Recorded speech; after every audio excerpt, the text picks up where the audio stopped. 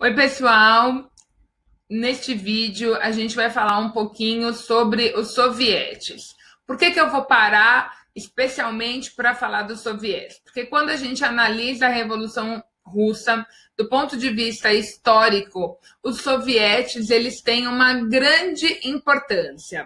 Eu pedi já duas tarefas para vocês abordando um pouco a ideia dos sovietes e aí neste momento eu queria então expor para vocês a importância, o que são esses sovietes e a importância deles nesse processo revolucionário.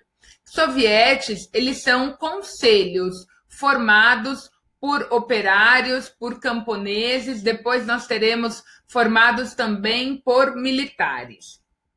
E eles são muito importantes para a Revolução Russa, porque eles são organizações independentes, eles são organizações que em alguns momentos vão se identificar como organizações de classe, então você vai ter um soviete só de operários, você vai ter um soviete só de camponeses, muitos quando já perto da Revolução de 1917, esses sovietes vão estar organizados, por exemplo, em operários da indústria química ou da indústria, né? Então eles vão estar divididos e aí bem organizados politicamente.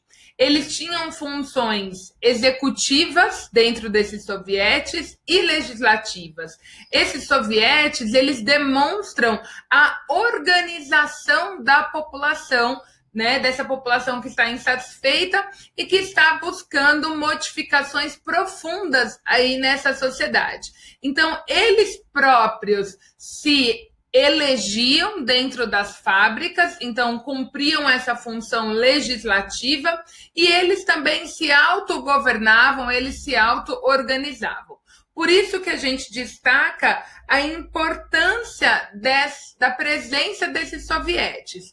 A comprovação disso é no momento que acontece a Revolução Bolchevique, a Rússia vai deixar de ser chamada de Rússia e vai passar a ser a União das Repúblicas Soviéticas, né? Então, é bem importante para a gente contextualizar a formação desses sovietes. Entender por que a gente usa essa expressão de poder paralelo.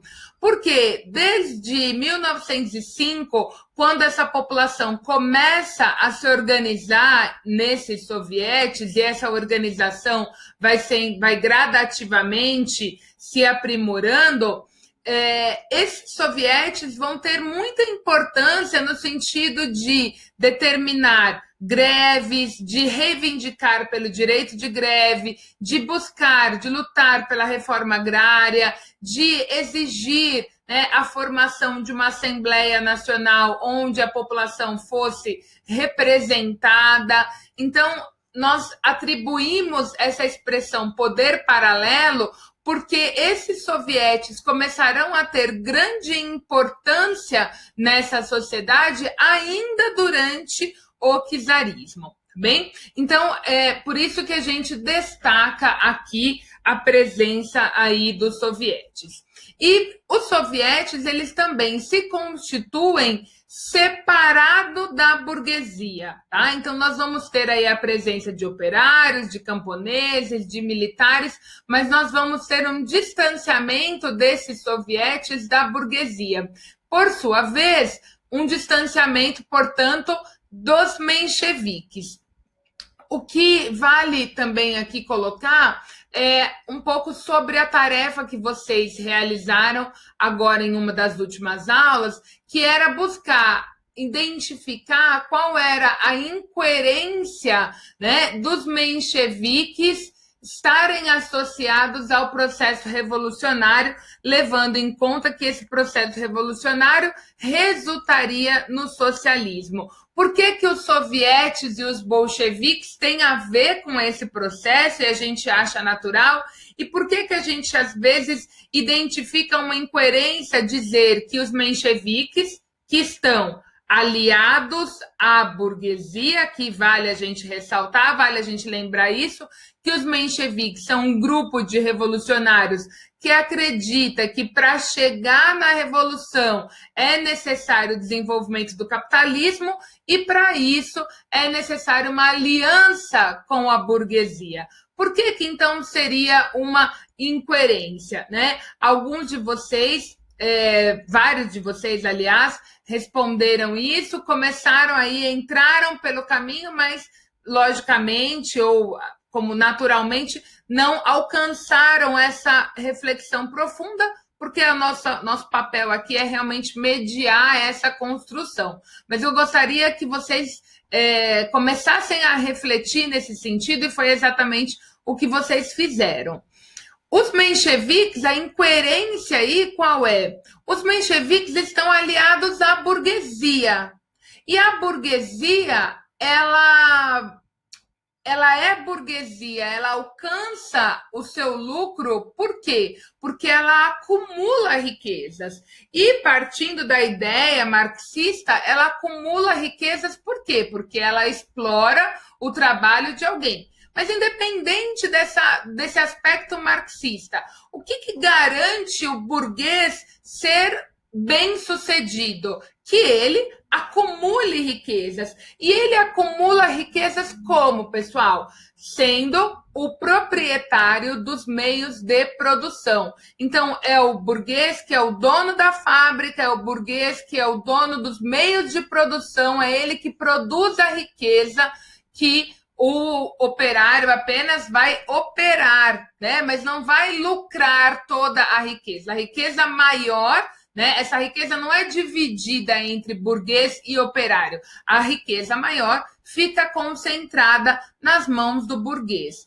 E no socialismo, que é um passo para o comunismo, o que o socialismo vai dizer? É o fim dessa propriedade privada dos meios de produção.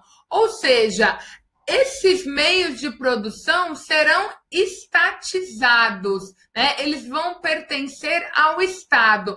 Eles não estarão mais nas mãos de um burguês. Ele vai dizer assim, nós vamos tornar a posse dos meios de produção do Estado, porque são os meios de produção que produzem a riqueza.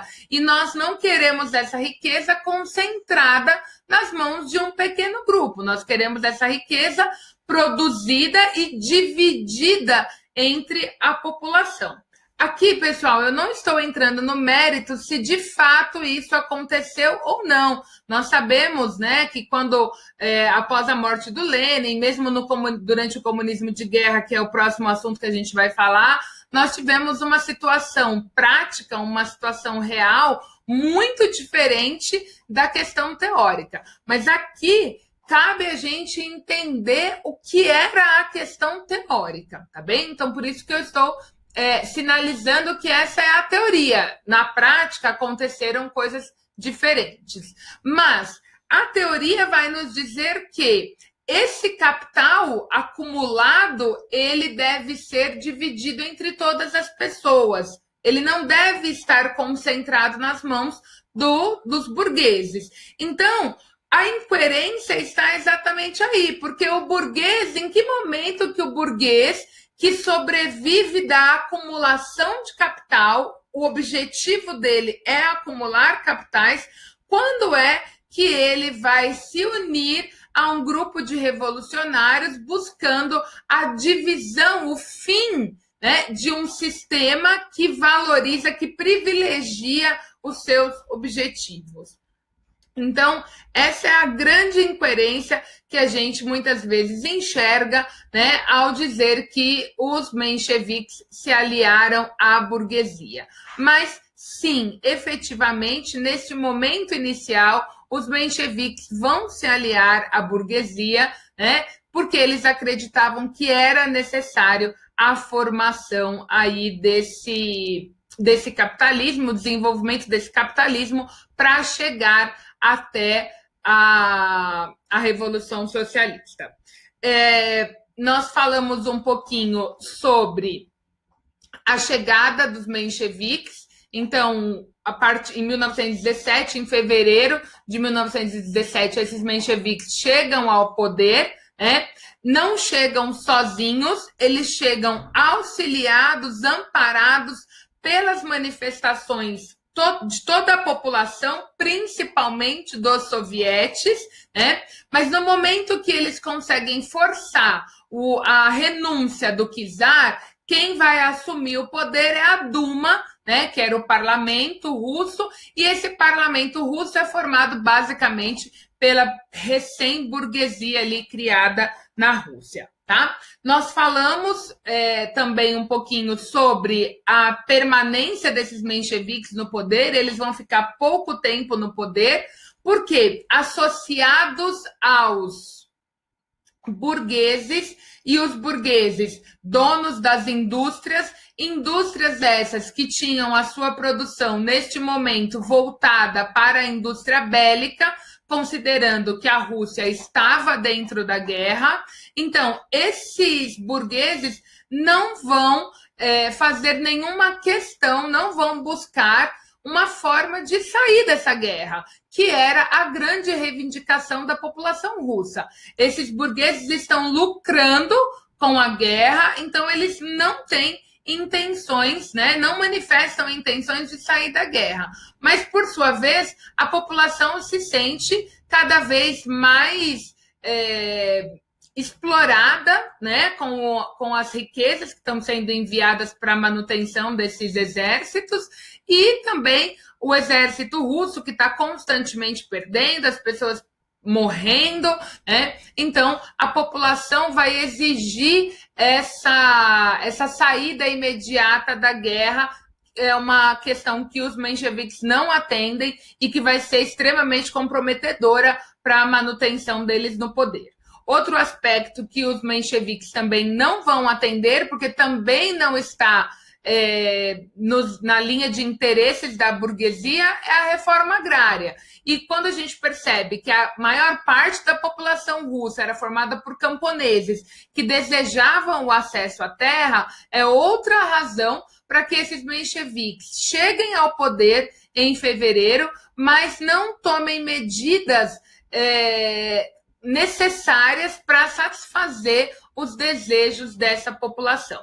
Então, em outubro, a gente tem uma nova revolução, né? Dentro da revolução, a gente fala que a Revolução Russa ela tem pelo menos 3 revoluções dentro de uma só.